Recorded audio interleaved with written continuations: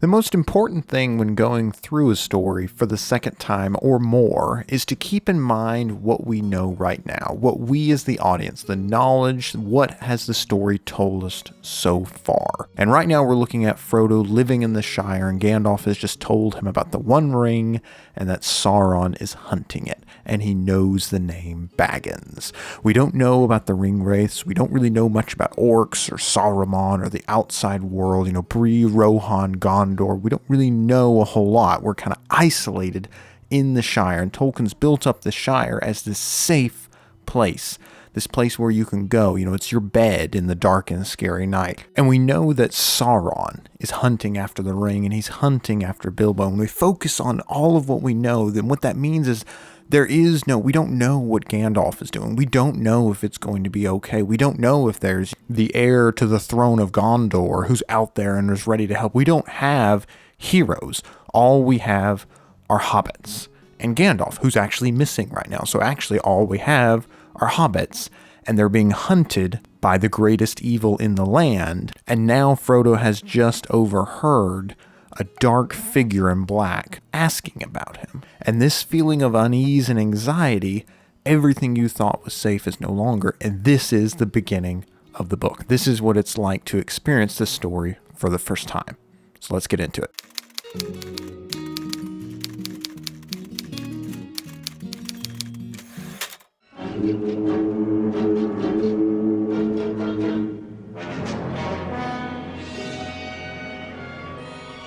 And I remember listening to Gandalf telling Frodo that he needed to leave, and he doesn't. It was just this anxiety, and it was just bubbling up inside of me. And I remember a similar feeling after watching Signs, where Mel Gibson is visiting his friend's house, and there's that note that says, I've captured one in the cupboard.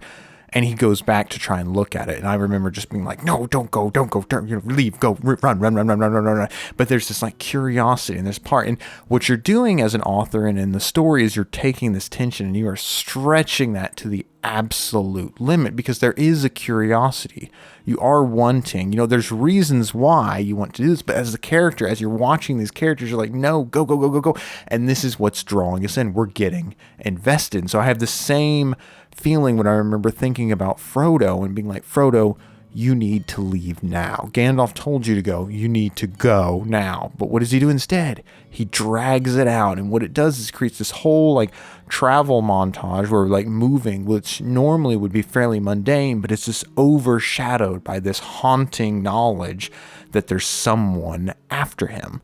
And he's taking his time, and it's this unease feeling that starts building and building and building until we finally understand that there's a strange figure in black who's asking about Frodo, somebody who's in the Shire now, the place we thought was safe, and now it's changed forever.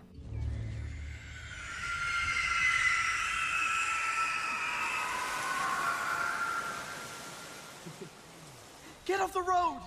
Quick!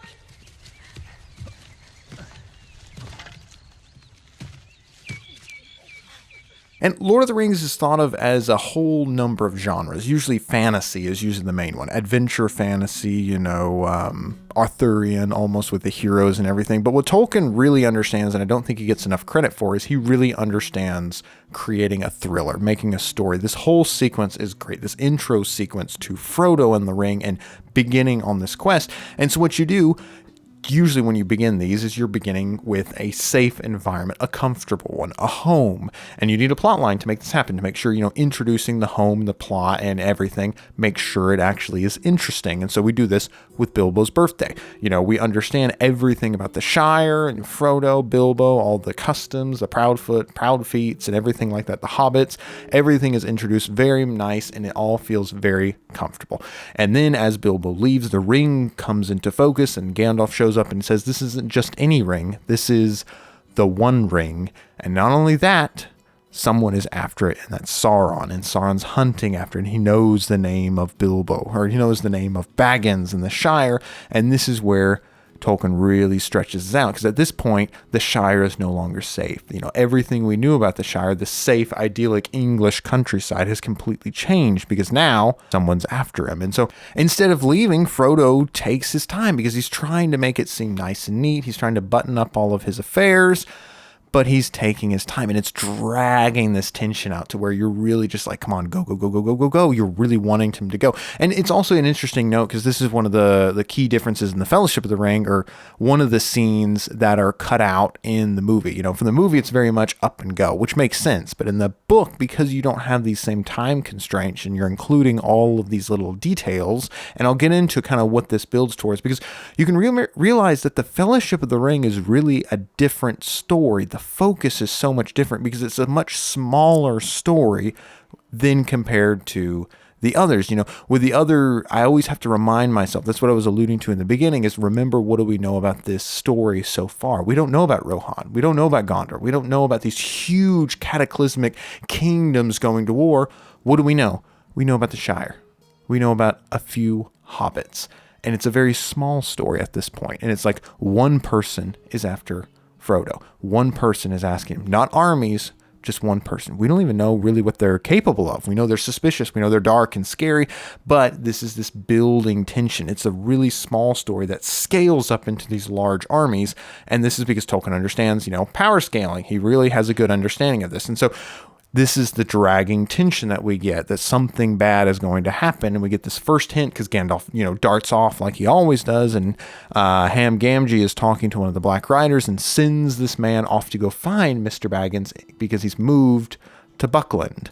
And this is where we start to see everything that was slowly changing starts changing much, much faster.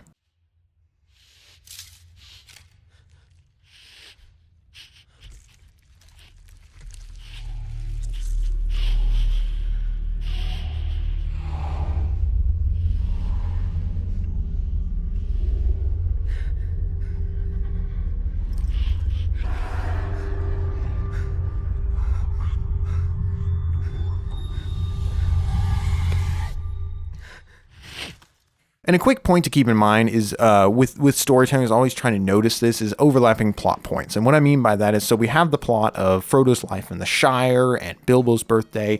And this is to kind of add almost this is the normal, the status quo. You know, I talked about Hamlet, who was being a prince before his, you know, dead dad's ghost showed up. And then everything changes. From here, the main interest is this birthday party, the life in the Shire. And then we have this, you know, new story that completely overshadows it and everything changes, you know, by this just dark and mysterious rider showing up and following him.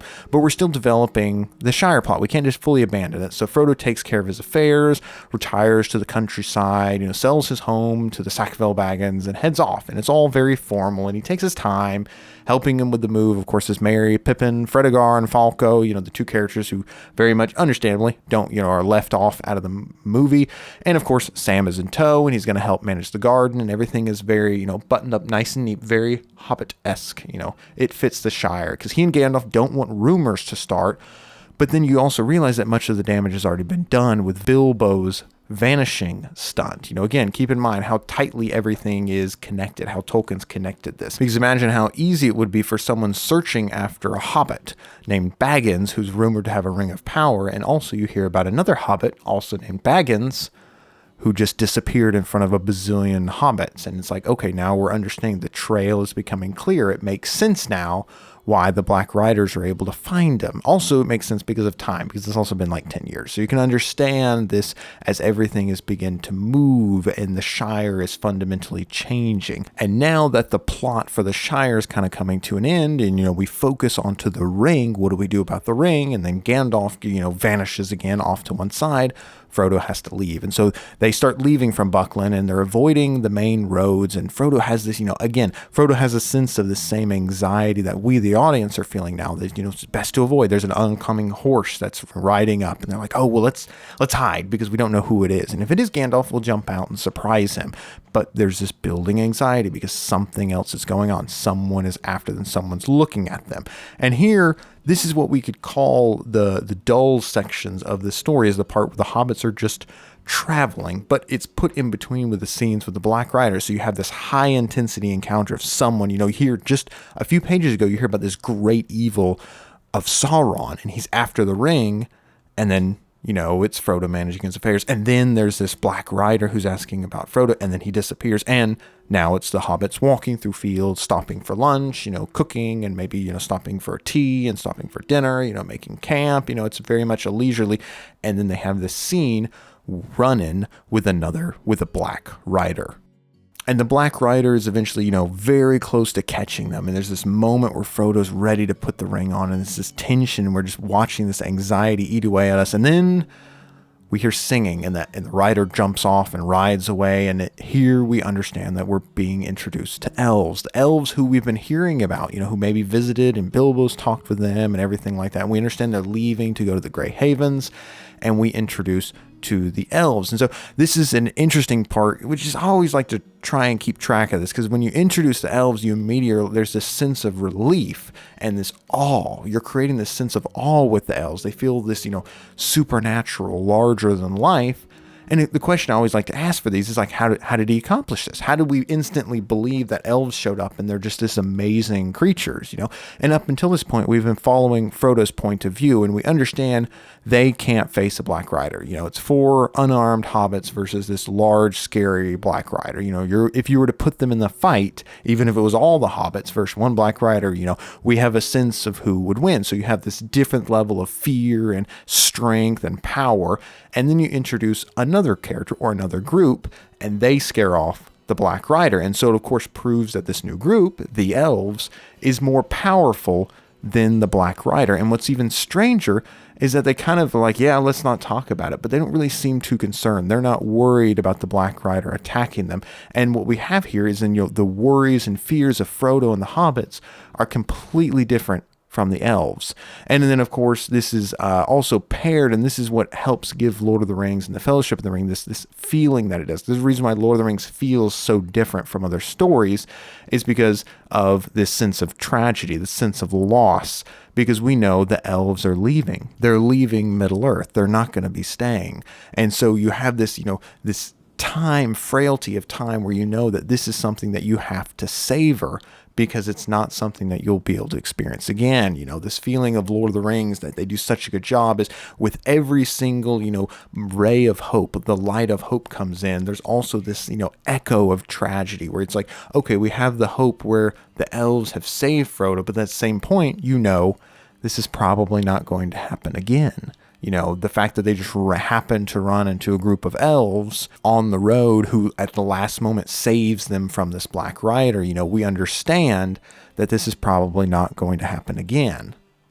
And this is also an aspect of Tolkien storytelling. And again, you want to get the audience as close to danger as possible and then pull them out. And then as close to danger as possible and then pull them out, and kind of do this repeat. But then it also has to follow the internal logic of the world. So if you're going to get them really close to being caught by a Black Rider, you have to have a good explanation of why they get away. Because otherwise, maybe the Black Rider isn't that scary, in which case that ruins all the tension that you've been building towards. So in order to keep that, you have a more powerful individual or group of individuals show up, and the Black Rider runs off. He disappears, but then at the same point, you have to understand this can't happen again. The elves are not going to be able to bail them out. And this is just all these, layers of logic and world building and storytelling are all working on top of each other, which is why Tolkien's so good at what he does. And we know that when the hobbits leave, they'll be on their own. They won't be able to rely on the help from the elves. And as a story, you want to get the audience, again, getting them as close to this peril as possible, and then pull them up. And again, this is what makes these sections, these beginning sections of the Fellowship of the Ring, this is what we have to be, we don't get to have great acts of heroism like we get to see in the later stories, where they're fighting off against the Witch King, or, defending Helm's Deep or Minas Tirith, or, even Sam and Frodo against Shelob or anything like that. You can't have these big moments because we're not there yet. We're at little moments. And so in order to make those interesting, you have this, thrilling, hunting feeling that somebody's after you, interspersed within traveling, within cooking, within selling home, within real estate, within managing affairs. And it's all these little things are buttoned up, and these two plot lines are going one on top of the other in order to make it interesting. But then also you have a third one even going at the same time, because the question is, what's happening to Gandalf? Why isn't Gandalf here? And this is what is pushing the story forward, even in the quote unquote, boring sections of the story. And we'll start to see this, especially more, because the next few chapters are a lot of the sections that end up getting cut from nearly all the movie adaptations, but particularly, the Peter Jackson ones. Most of these next sections got, trimmed down, understandably so, but that's what you have to do when you're making a movie out of a book. You have to cut somewhere. So let me know what you guys think. Again, I'm really enjoying this, so please do comment down below what you think. What was your favorite section that was cut from the books that we haven't got to yet? We'll be getting into, the Barrow Downs and Tom Bombadil and all the other parts from there. So please do comment down below what you think, and please do like and subscribe. It really does help the channel out. And yeah, I appreciate you guys. Thanks for watching. This is Fiction Applied, and I'm Jeff Cassidy, and I'll see you in the next.